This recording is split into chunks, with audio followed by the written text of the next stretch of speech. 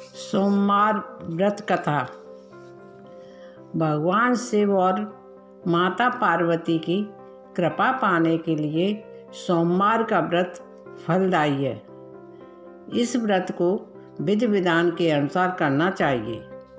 सोमवार के व्रत में भक्त को प्राप्त स्नान करके शिव जी को जल, अक्षत, जनेऊ का जोड़ा, चंदन, पुष्प और बेलपत्र चढ़ाना चाहिए। शिव पूजन के बाद कथा सुननी चाहिए। कहा जाता है कि भोले शंकर तो भोले हैं और भक्त के मन से की गई थोड़ी सी भक्ति से ही वह प्रसन्न हो जाते हैं। इस कथा से भोले शंकर को प्राप्त कर सकते हैं। कथा। एक बहुत धनवान साहूकार था, जिसके घर में धन आदि किसी प्रकार की कमी नहीं थी, परंतु उसको एक दुख था कि उसके कोई पुत्र नहीं था। वह इसी चिंता में रात दिन रहता था। वह पुत्र की कामना के लिए प्रति सोमवार को शिव जी का व्रत और पूजन किया करता था तथा सायंकाल को शिव मंदिर में जाकर शिव जी के श्री विग्रह के सामने दीपक जलाया करता था। उसके इस भक्तभाव को देखकर एक समय श्री पार्वती जी ने शिवजी महाराज जी से कहा, महाराज, यह साहूकार आपका अनन्य भक्त है और सदैव आपका व्रत और पूजन बड़ी श्रद्धा से करता है। इसकी मनोकामना पूर्ण करनी चाहिए। शिवजी ने कहा, हे पार्वती, यह संसार कर्म क्षेत्र है। जैसे खेत में किसान बीज बोता है, वैसा ही फल काटता है, उसी तरह इस संसार में प्राणी जैसे कर्म करते हैं, वैसा ही फल भोगते हैं। पार्वती जी ने अत्यंत आग्रह से कहा, हे नाथ, जब यह आपका अनन्य भक्त है और इसको अगर किसी प्रकार का दुख है तो उसको अवश्य दूर करना चाहिए, क्योंकि आप सदैव अपने भक्तों पर दयालु रहते हैं और उनके दुखों को दूर करते हैं।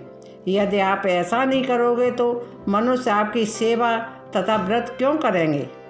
पार्वती का ऐसा आग्रह देख शिवजी महाराज कहने लगे, हे पार्वती, इसको कोई पुत्र नहीं है। इसी चिंता में यह दुखी रहता है। इसके भाग्य में पुत्र न होने पर भी मैं इसको पुत्र की प्राप्ति का वर देता हूँ, परंतु यह पुत्र केवल 12 वर्ष तक जीवित रहेगा। इसके पश्चात वह मृत्यु को प्राप्त हो जाएगा। इससे अधिक मैं और कुछ इसके लिए नहीं कर सकता। यह सब बातें सुनकर साहूकार ने सुन ली थी। इससे उसको न कुछ प्रसन्नता हुई और न ही कुछ दुख हुआ।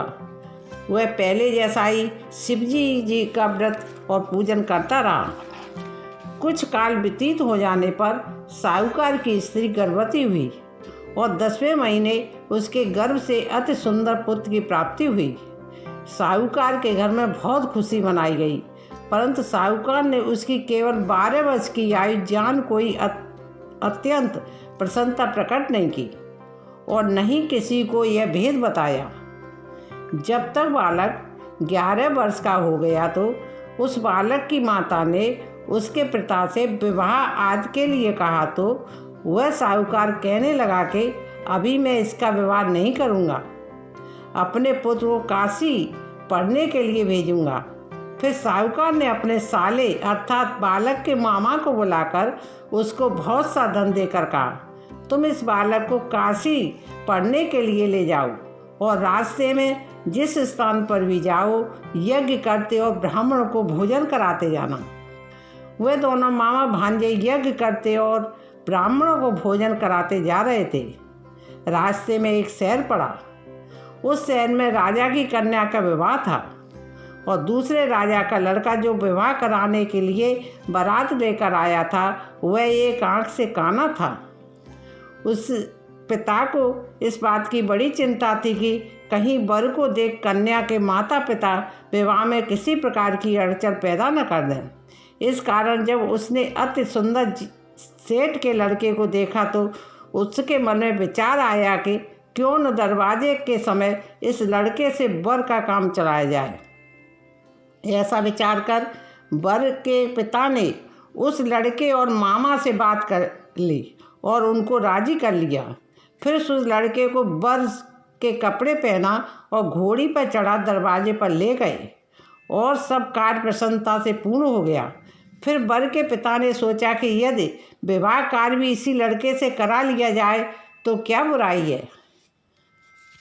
तो ऐसा विचार कर लड़के और उसके मामा ने कहा, यदि आप फेरों का और कन्यादान के काम को भी पूरा करा दें तो आपकी बड़ी कृपा होगी। मैं इसके बदले में आपको बहुत कुछ धन दूंगा। तो उन्होंने स्वीकार कर लिया। विवाह कार्य भी बहुत अच्छी तरह से संपन्न हो गया। परंतु जिस समय लड़का जाने को लगा तो उसने राजकुमारी की चुनरी के पल्ले पर लिख दिया था कि तेरा विवाह तो मेरे साथ हुआ है, परंतु जिस राजकुमार के साथ तुमको भेजेंगे वह एक आँख से काना है। मैं काशी पढ़ने जा रहा हूँ। लड़के के जाने के पश्चात राजकुमारी ने जब अपनी चुनरी पर ऐसा लिखा हुआ पाया तो उसने राजकुमार के साथ जाने से मना कर दिया और कहा कि यह मेरा पति नहीं है, मेरा विवाह इसके साथ नहीं हुआ है, वह तो काशी पढ़ने गया है। राजकुमारी के माता पिता ने अपनी कन्या को विदा नहीं किया और बारात को वापस लौटा दिया। उधर सेठ का लड़का और उसका मामा काशी पहुंच गए। वहां जाकर उन्होंने यज्ञ करना और लड़के ने पढ़ना शुरू कर दिया। उस लड़के की आयु 12 साल की हो गई। उस दिन उन्होंने यज्ञ रच रखा था कि लड़के के अपने मामा से कहा, मामा जी आज मेरी तबीयत कुछ ठीक नहीं है। मामा ने कहा, अंदर जाकर सो जाओ। लड़का अंदर जाकर सो गया और थोड़ी देर में उसके प्राण निकल गए। जब उसके मामा ने आकर देखा तो वह मुर्दा पड़ा था तो उसको बड़ा दुख हुआ और उसने सोचा कि अगर मैं अभी रोना पीटना मचा दूंगा तो यज्ञ का कार्य अधूरा रह जाएगा। अतः उसने जल्दी से यज्ञ का कार्य समाप्त कर ब्राह्मणों के जाने के बाद रोना पीटना आरंभ कर दिया। संयोगवश उसी समय शिव पार्वती जी उधर से निकल रहे थे। जब उन्होंने जोर जोर से रोने की आवाज़ सुनी तो पार्वती जी कहने लगी, महाराज कोई दुखिया रो रहा है, इसके कष्ट दूर कीजिए। जब शिव पार्वती ने पास जाकर देखा तो वहाँ एक लड़का मुर्दा पड़ा था। पार्वती जी कहने लगी, हे नाथ, यह तो उसी सेठ का लड़का है जो आपके वरदान से उगा था। शिव जी कहने लगे, हे पार्वती, इसकी आयु इतनी ही थी जो यह भोग चुका है। तब पार्वती जी ने कहा, हे महाराज, इस बालक को और आयु दो, नहीं तो इसके माता पिता तड़प तड़प कर मर जाएंगे। पार्वती के बार बार आग्रह करने पर शिवजी ने उसको जीवन वरदान दिया और शिवजी महाराज की कृपा से लड़का जीवित हो गया। शिव पार्वती कैलाश चले गए। वह लड़का और मामा उसी प्रकार यज्ञ करते तथा ब्राह्मणों को भोजन कराते अपने घर की ओर चल पड़े। रास्ते में उसी शहर में आए जहाँ उनका विवाह हुआ था।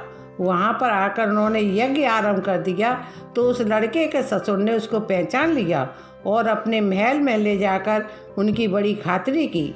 साथ ही बहुत से दास दासियों सहित आदर पूर्वक लड़की और जमाई विदा किया। जब वे अपने शहर के निकट आ गए तो मामा ने कहा, मैं पहले घर जाकर खबर कराता हूँ।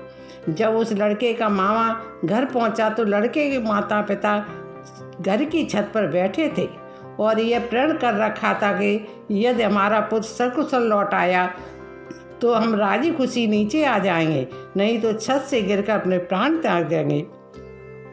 इतने में उस लड़के के मामा ने आकर यह समाचार दिया कि आपका पुत्र आ गया है, तो उनको विश्वास नहीं आया। उसके मामा ने शपथ पूर्वक कहा कि आपका पुत्र अपनी स्त्री के साथ बहुत सारा धन लेकर आया है। तो सेठ ने आनंद के साथ उसका स्वागत किया और बड़ी प्रसन्नता के साथ रहने लगे।